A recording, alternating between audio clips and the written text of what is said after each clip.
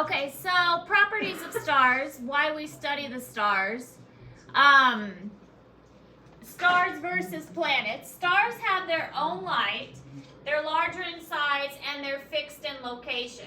Versus the planet, they do not produce their own light, they're smaller in size, and they revolve around the stars. So that's really the main differences between them. There are variations in this. I mean, the stars, like our sun is a star. It has its own light. It is larger and it is fixed. The sun doesn't move, whereas the planets, they are going to move around the sun. They are smaller and they do revolve around the sun. So this is in Google Classroom so that you can remember the differences between stars and planets. Now, the properties of stars in general. The star Proxima Centauri is about 100 million times farther away from Earth than the Moon. Yet other than the Sun, it is the closest star to Earth. So, when we think about stars, we look out at the sky and we see all of these stars out there. Proxima Centauri is the Centauri. That is the one that is closest to Earth, but it's still really, really far away.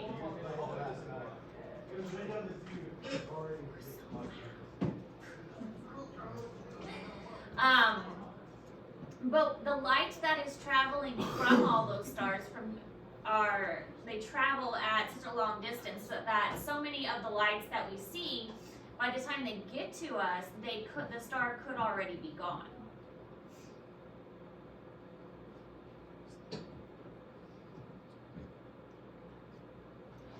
So the sun's closest neighbors, here's the sun. It's surrounded by an Oort cloud. That's what this thing is. And then there's 2 light years, 4 light years, and then 6 light years. And here's Proxima Centauri, which is the closest star. And then there's a couple other stars that are out here that are like 6 light years away. But Proxima Centauri is our closest star to us. And then there's an Alpha Centauri. And then there's this one, Bernardi star, and then, let's say, WISE 1049, and here's another WISE star. So, how do we know? How do we know how far away a star is? And what it is scientists figured out this way called a parallax.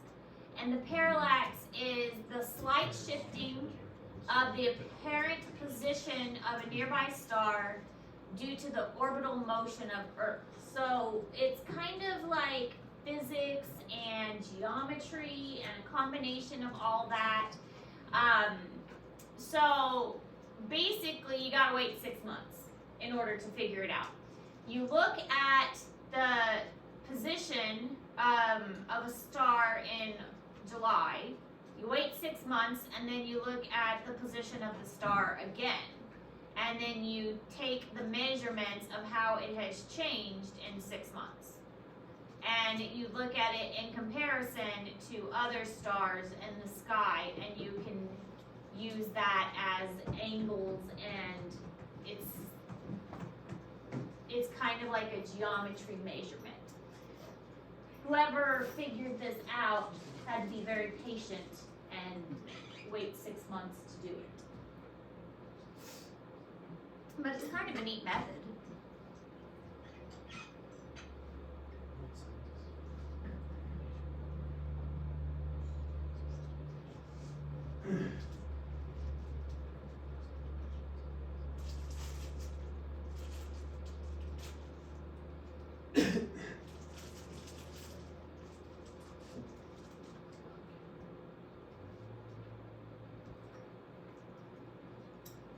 Looking at like comparing this star with star C and star B, comparing it to how the Earth moved 6 months difference. It's all about angles.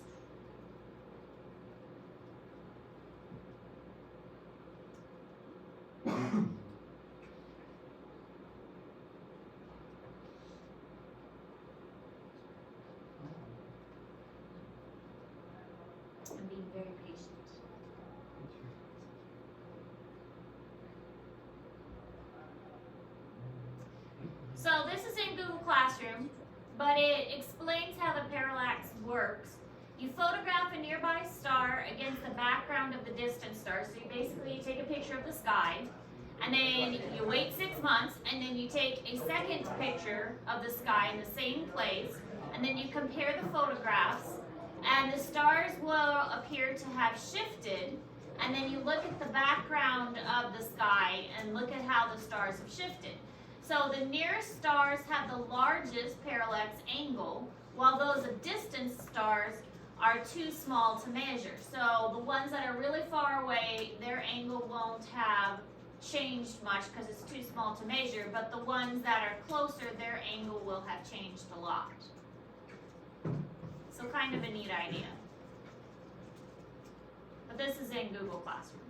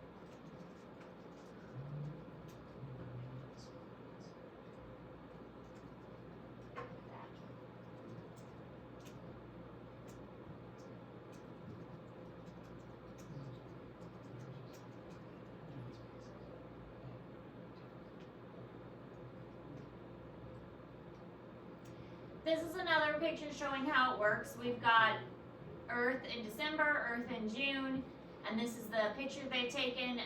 If a star is further away, then the angle has shifted versus a star that is close by, and the angle has shifted at a different, not as severe. So the angle is going to be different for a further away star than a closer star. So, distance to stars are so large that we use light years. 1 light year is 5.8 trillion miles, how far light travels in 1 year.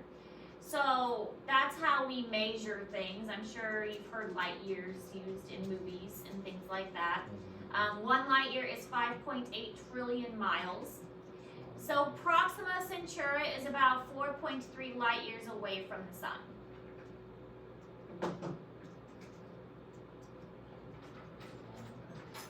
It is a long ways.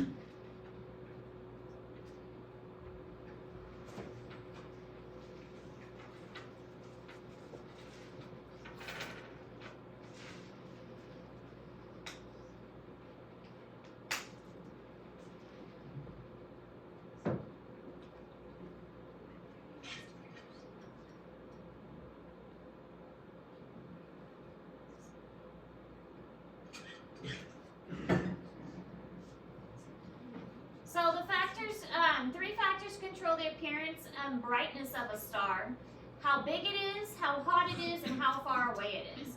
So obviously the bigger it is, the hotter it is, and the closer it is, those are going to make it brighter. If it's really big, if it's really hot, and if it's really close, it's going to be a very bright star. If it's far away, if it's small, and if it is not very hot, that's going to make it not very bright.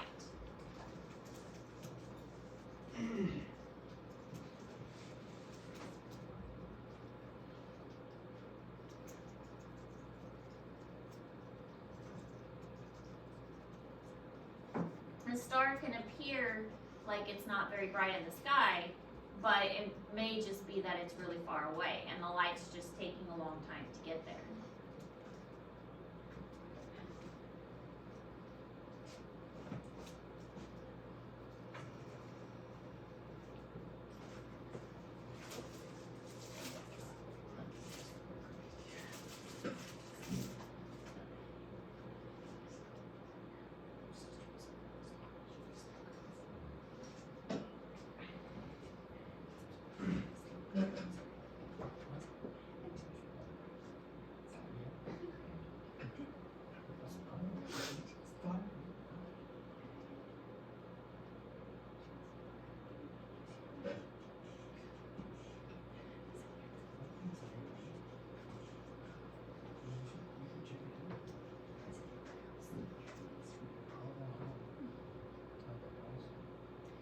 So there's also something called a Hertzsprung-Russell diagram.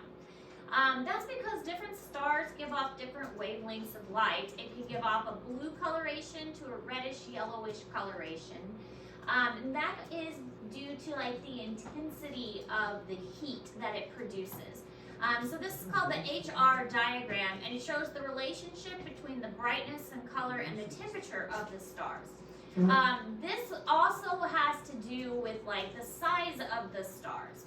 And so this diagram will also help to determine a little bit to the age of the stars as well, and help us to predict how the stars are going to develop.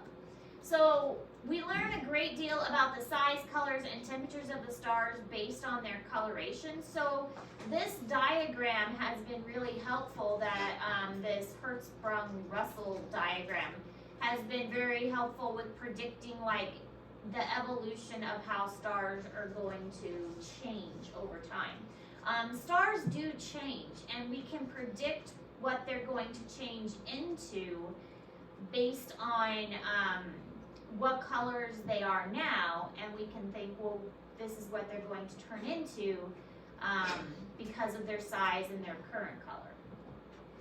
So our star, I believe, is going to turn into a white dwarf eventually. Our sun isn't big enough to turn into a black hole. The black hole's not. I forgot which one will eventually turn into a black hole. But once our sun runs out of energy, ours will turn into a white dwarf.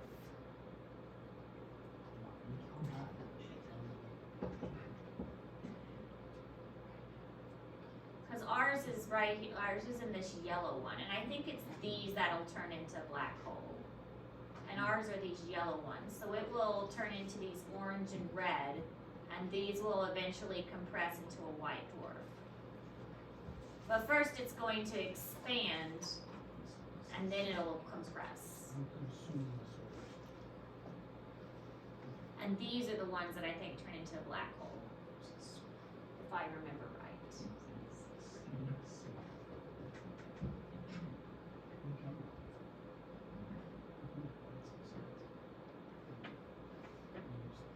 So this shows kind of how the evolution of the stars. So the temperature and then the color of it. So ours is kind of this yellowish color, and this also shows the temperature of them. So if it's really, really, really hot, that's going to give you the blue color. Ours is more of the yellow color, so it's not like these extreme crazy temperatures. And that's why ours is going to eventually go to an orange to a red color eventually. It's these bluish ones that are the more extreme temperatures. So it also classifies them based on color variation and heat. So color is a clue to the star's temperature. Blue is the hottest and red is least hot. So ours is the yellow. So ours is kind of mid-range.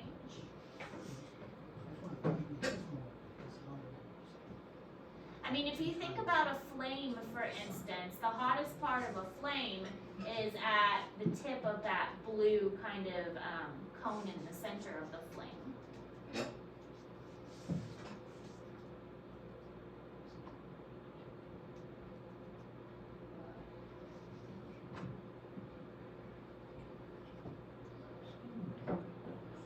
So our yellow sun is kind of right there, mid-range.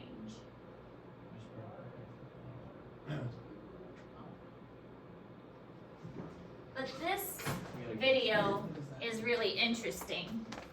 It talks about how this diagram was made and this scale was made.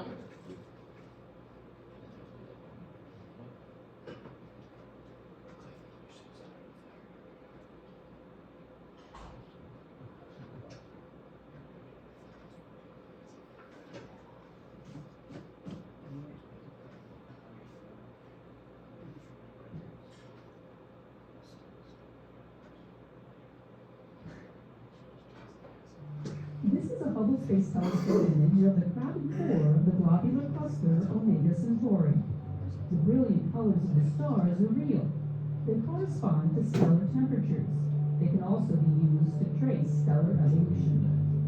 Astronomers like to know how blue the blue stars are and how red the red stars are. So we'll first sort these stars out by color.